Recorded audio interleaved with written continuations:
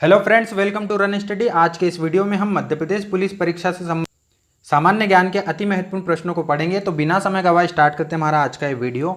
यदि आपको इस वीडियो की पीडीएफ डाउनलोड करना है तो आप हमारे टेलीग्राम चैनल को ज्वाइन कर सकते हैं। टेलीग्राम चैनल पे हमारे सारे वीडियो की पीडीएफ अवेलेबल होती है, तो आप उसे ज़रूर ज्वाइन कर लें, ठीक है। और अब हम करेंगे क्विज के प्रश्नों को, जिसमें हमारा पहला क्वेश्चन था कि मध्य प्रदेश का ओरछा किस जिले में आता है। तो ये आता है निवाड़ी जिले में। किस जिले में आता है? निवाड़ी जिले में आता है। निवाड़ी हमारे मध्य प्रदेश का 52वां जिला है। पहले ये टीकमगढ़ में आता था ओरछा, लेकिन जब से निवाड़ी अलग हुआ है टीकमगढ़ से, ओरछा है निवाड़ी के तहसील बन गया है, ठीक है। और किससे अलग हुआ है? टीकमगढ़ से अलग हुआ है। जनसंख्या की दृष्टि से मध्य प्रदेश का भारत में स्थान कौन सा है? तो मध्य प्रदेश का स्थान है 5वां। पहले स्थान हुआ करता था 6ठा और 5वें नंबर पर होता था आंध्र प्रदेश, लेकिन आंध्र प्रदेश से तेलंगाना अलग होने के कारण अब 5वें नंबर पे कौन आ गया है? मध्य प्रदेश आ गया है। 2 जून 2014 को तेलंगाना आंध्र प्रदेश से अलग हो गया था। तीसरा क्वेश्चन था हमारा, मध्य प्रदेश में प्रोजेक्ट टाइगर की शुरुआत किस वर्ष में हुई थी? तो मध्य प्रदेश की यदि बात करें तो 1974 में हुई थी। और यदि इंडिया की पूछता तो इंडिया की हुई थी 7 अप्रैल 1973 को, ठीक है। तो ये दोनों बातें आपको याद रखनी है। यदि एमपी की पूछे तो 1974 कान्हा किसली राष्ट्रीय उद्यान से हुई थी शुरुआत। इंडिया की बात करें तो 7 अप्रैल 1973, ठीक है। अब ये वो स्टूडेंट है जिन्होंने इस क्विज के प्रश्नों का कमेंट किया था, ठीक है। इसमें कुछों के जवाब गलत भी है, लेकिन टेंशन नहीं लेना। हमें यहाँ पर आप जितनी गलती करोगे कोई दिक्कत नहीं है, लेकिन कहाँ पर सही करना है एग्ज़ाम में एकदम करेक्ट करके आएंगे हम, ठीक है। इतनी प्रैक्टिस करके जाएंगे कि वहाँ पर पूरा सही होना चाहिए हमारा, ठीक है। तो ये नाम है शीतल तिवारी। इनका उत्तर बहुत ही अच्छा था। सभी प्रश्नों के आंसर दिए गए हैं। बस एक क्वेश्चन जो मैंने वीडियो में पूछा था उसका आंसर नहीं दिया गया है, ठीक है। फिर शिव कुशवाहा है, फिर है शुभम पांडे, श्रेयांशी शर्मा, राकेश पाटले, धीरज मीना और राहुल पटेल। इन सबको बहुत बहुत बधाई, ठीक है। तो अब हम स्टार्ट करते हैं हमारा आज का ये वीडियो, जिसमें हमारा पहला क्वेश्चन है कि ज्ञानपीठ पुरस्कार जीतने वाली प्रथम महिला कौन थी? तो यह थी आशा पूर्णा देवी। कौन थी प्रथम ज्ञानपीठ पुरस्कार जीतने वाली महिला? वह थी आशा पूर्णा देवी, ठीक है। यदि हम बात करें कि ज्ञानपीठ पुरस्कार की, तो इसकी स्थापना हुई थी 1961 में। ज्ञानपीठ पुरस्कार की स्थापना हुई थी 1961 में। वर्तमान में 11 लाख रुपए की धनराशि दी जाती है, ठीक है। यदि हम बात करें प्रथम ज्ञानपीठ पुरस्कार की, तो वह दिया था शंकर कुरूप को। किसको मिला था? प्रथम ज्ञानपीठ पुरस्कार शंकर कुरूप को दिया गया था। यदि हम बात करें 55 की, जो कि 2020 में दिया जाने वाला है, वो मिलेगा अक्कीतम, याद रखना नाम, अक्कीतम अचूथन नंबूदरी, अचूथन नंबूदरी, ठीक है। ये नाम आपको याद रखना है। 2020 में ये दिया जाएगा। 55वां है। कौन से नंबर का है? 55वें नंबर का है ज्ञानपीठ पुरस्कार, और 2020 में दिया जाएगा अक्कीतम अचूथन नंबूदरी को, ठीक है। इंपॉर्टेंट क्वेश्चन है। अगला क्वेश्चन है हमारा, मध्य प्रदेश के कौन नेता नेहरू के मंत्रिमंडल में पहले रक्षा मंत्री बने और बाद में गृह मंत्री बने? तो यह बने थे कैलाश नाथ काटजू। ये आप फोटो देख पा रहे हैं, ये है कैलाश नाथ काटजू की फोटो, जो कि नेहरू के मंत्रिमंडल में पहले रक्षा मंत्री बने थे, बाद में गृह मंत्री बने थे, ठीक है। यदि हम बात करें कर शुक्ला की, तो यह मध्य प्रदेश के पहले मुख्यमंत्री थे। मध्य प्रदेश राज्य के पहले मुख्यमंत्री की बात करें तो कौन थे? रविशंकर शुक्ल थे। शंकर दयाल शर्मा ये भोपाल के मुख्यमंत्री थे 1952 से 1956 तक। 52 से 56 तक ये थे भोपाल राज्य के मुख्यमंत्री। उसके बाद ये 9वें राष्ट्रपति बने भारत के। कब से? 92 से लेकर 97 तक, ठीक है। तो ये सारी बातें आपको याद रखनी है। अगला क्वेश्चन है हमारा, निम्नलिखित में से किसने आईएनसी के ऐतिहासिक लाहौर सत्र की अध्यक्षता की थी? तो यह ऐतिहासिक लाहौर सत्र हुआ था 1929 को, जिसकी अध्यक्षता की थी जवाहरलाल नेहरू ने। किसने अध्यक्षता की थी? जवाहरलाल नेहरू ने इसकी अध्यक्षता की थी। 1929 में हुआ था। और ये जो फोटो देख रहे हैं, ये इस कांग्रेस के प्रथम सत्र का फोटो है। अब मुझे आप कमेंट बॉक्स में बताइए कि कांग्रेस के प्रथम अधिवेशन के अध्यक्ष कौन थे? प्रथम अधिवेशन के अध्यक्ष बताने हैं आपको, ठीक है। अगला क्वेश्चन है हमारा, उत्तर प्रदेश की पहली महिला राज्यपाल कौन थी? तो पहली महिला राज्यपाल थी सरोजिनी नायडू, जो कि भारत की भी पहली महिला राज्यपाल है ना। भारत की भी पहली महिला राज्यपाल जो कि उत्तर प्रदेश में बनी थी, वह कौन थी? सरोजिनी नायडू थी। यदि हम बात करें एनी बेसेंट की, ये आप सेकंड नंबर पे फोटो देख पा रहे हैं, ये है एनी बेसेंट की फोटो। यदि हम बात करें एनी बेसेंट की, तो एनी बेसेंट के बारे में याद रखना है, यह थियोसॉफिकल सोसाइटी के अध्यक्ष थी भारत में, ठीक है। दूसरा, भारतीय राष्ट्रीय कांग्रेस की पहली महिला अध्यक्ष, क्या भारतीय राष्ट्रीय कांग्रेस की पहली महिला अध्यक्ष कौन थी? वो थी एनी बेसेंट। ठीक है, और ये फोटो है विजय लक्ष्मी पंडित की। किसकी फोटो है? विजय लक्ष्मी पंडित की। इनकी एक बात खास याद रखना है कि यह संयुक्त राष्ट्र महासभा की, किसकी? संयुक्त राष्ट्र महासभा की पहली अध्यक्ष बनने वाली विश्व की पहली महिला थी।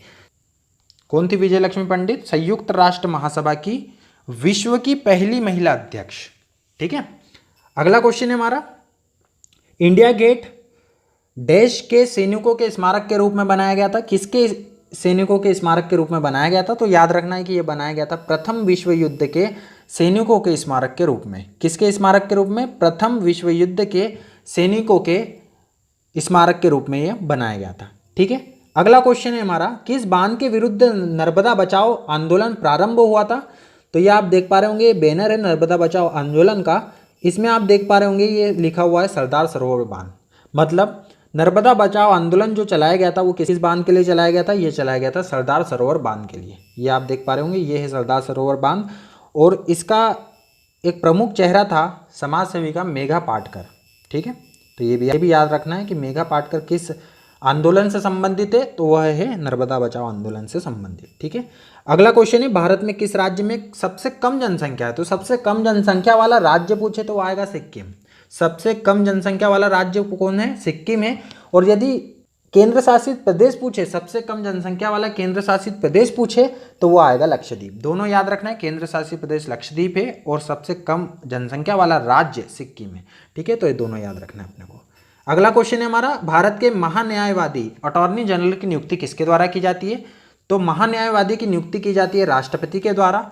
ठीक है, और किस अनुच्छेद में आता है? ये अनुच्छेद आता है 76(1) में, 76(1) में आता है। और वर्तमान में हमारे जो महान्यायवादी है वो 15वें नंबर के हैं। और कौन है वो? के वेणुगोपाल। कौन है? के वेणुगोपाल। ये भी याद रखना है। अब ये जो फोटो देख पा रहे हैं ये है के वेणुगोपाल, जो कि वर्तमान में भारत के महान्यायवादी है। ठीक है, आर्टिकल 76(1) 15वें नंबर के है के वेणुगोपाल। ठीक है, अगला क्वेश्चन है हमारा, सिखों के 5वें गुरु कौन थे? तो सिखों के 5वें गुरु थे गुरु अर्जुन देव। कौन थे? गुरु अर्जुन देव थे, जिन्होंने आदि ग्रंथ की रचना की थी। आदि ग्रंथ की रचना की थी और जहांगीर ने इनकी हत्या करवा दी थी। ठीक है, ये दो बातें याद रखना है। अब बात करें यदि हम गुरु गोविंद सिंह जी की, तो 10वें गुरु थे और खालसा पंथ की स्थापना की थी। गुरु गोविंद सिंह जी 10वें गुरु थे और खालसा पंथ की यदि स्थापना की बात की जाए तो वह भी गुरु गोविंद सिंह जी ने की थी। गुरु अमरदास ये तीसरे गुरु थे, ये भी याद रखना है। और गुरु अंगद देव यह द्वितीय गुरु थे, दूसरे गुरु थे। और गुरुमुखी लिपि किसकी? गुरुमुखी लिपि का आरंभ इन्होंने किया था। गुरुमुखी लिपि का आरंभ यदि पूछा जाए तो गुरु अंगद देव ने किया था। 5वें सिख गुरु थे गुरु अर्जुन देव। आदि ग्रंथ की रचना, जहांगीर के द्वारा हत्या, गुरु गोविंद सिंह, खालसा पंथ की स्थापना, गुरु अमर सिंह तीसरे गुरु, गुरु अंगद देव दूसरे गुरु, गुरुमुखी लिपि का आरंभ। अगला क्वेश्चन है, पंचशील समझौता की घोषणा इनके द्वारा की गई। तो पंचशील समझौता जो कि 1954 में हुआ था। कब हुआ था? 1954 में हुआ था। और भारत चीन के बीच में हुआ था तिब्बत मामले को लेकर। 5 बिंदु थे, उनके आधार पर यह संधि की गई थी। 5 बिंदु के आधार पर संधि की गई थी। भारत और चीन के बीच में हुआ था। और किस मसले को लेकर हुआ था? तिब्बत के मसले को लेकर हुआ था। 5 बिंदुओं के आधार पर यह संधि की गई थी और जवाहरलाल नेहरू ने इसकी घोषणा की थी। तो यह याद रखना है, जवाहरलाल नेहरू ने इसकी घोषणा की थी। ठीक है, अगला क्वेश्चन है हमारा, निम्न नदियों में से कौन सी सतपुड़ा और विंध्या पर्वतमालाओं के बीच में बहती है? तो ये आप देख पा रहे होंगे, नर्मदा नदी जो कि सतपुड़ा और विंध्याचल पर्वत श्रृंखलाओं के बीच में बहती है। ठीक है, यदि हम बात करें कि सबसे पहला बांध नर्मदा नदी पर कौन सा था, तो वो था बरगी बांध, जो कि जबलपुर के पास स्थित है। ठीक है, डायग्राम में आप देख पा रहे होंगे, ये है जबलपुर और इसके पास में स्थित है ये हमारा बरगी बांध। ठीक है, यदि खंडवा में बात करें तो पुनासा के पास में एक डैम है इंदिरा सागर बांध, जिसकी जो जल संग्रहण क्षमता है वो देश में सबसे ज़्यादा है। देश में सबसे ज़्यादा जल संग्रहण क्षमता की बात करें डैम में तो वह है इंदिरा सागर बांध की, पुनासा में, जो कि स्थित है खंडवा जिले में। ठीक है, खंडवा जिले में एक और है मंदाता गांव में ओमकारेश्वर बांध। ठीक है, तो ये भी याद रखना है। अब अगला क्वेश्चन की बात करें तो किन्नेर सनी वन्य जीव अभ्यारण्य कहाँ पर स्थित है? किन्नेर सनी का याद रखना है कि ये तेलंगाना में स्थित है। कहाँ पर स्थित है? तेलंगाना राज्य में स्थित है किन्नेर सनी वन्य जीव अभ्यारण्य। ठीक है, अगला क्वेश्चन है मध्य प्रदेश का सबसे बड़ा राष्ट्रीय उद्यान कौन सा है? तो मध्य प्रदेश का सबसे बड़ा राष्ट्रीय उद्यान है कान्हा राष्ट्रीय उद्यान, ठीक है। और सबसे प्राचीन भी है, 1955 में बना था, मंडला में स्थित है। कहाँ पर स्थित है? मंडला में स्थित है।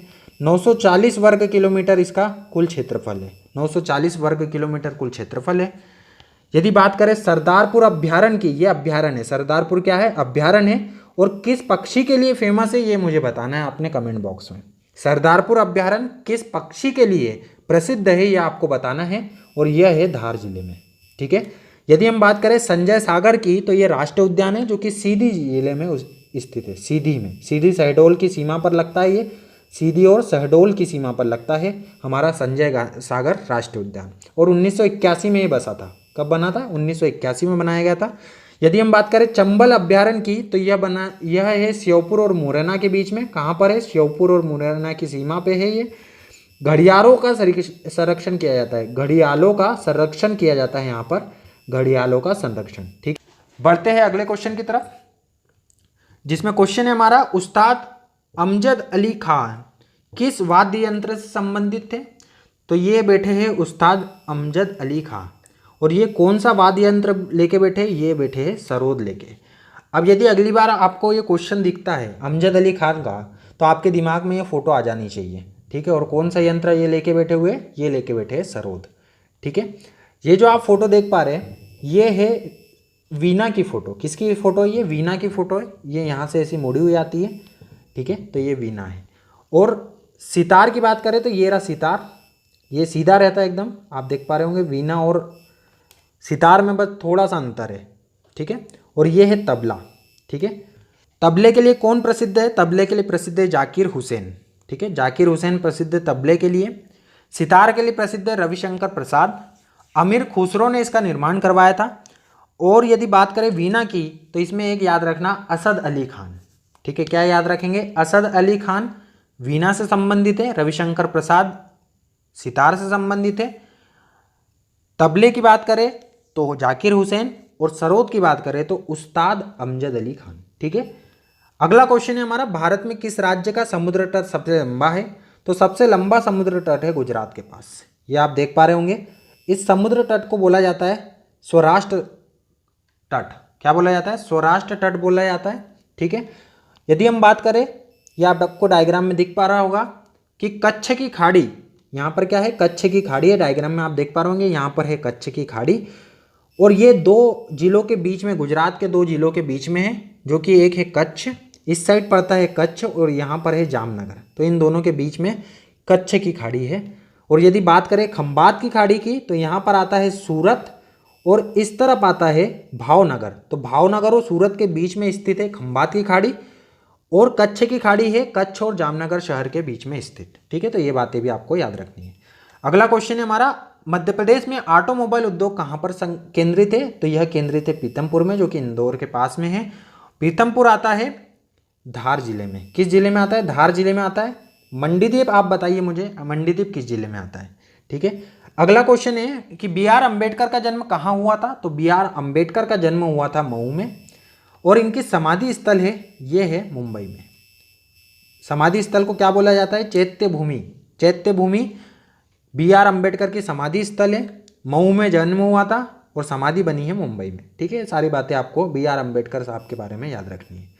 अगला क्वेश्चन है कि प्रसिद्ध पवित्र स्थल केदारनाथ किस राज्य में स्थित है? तो यह स्थित है उत्तराखंड राज्य में, ठीक है। किस राज्य में स्थित है? उत्तराखंड राज्य में स्थित है।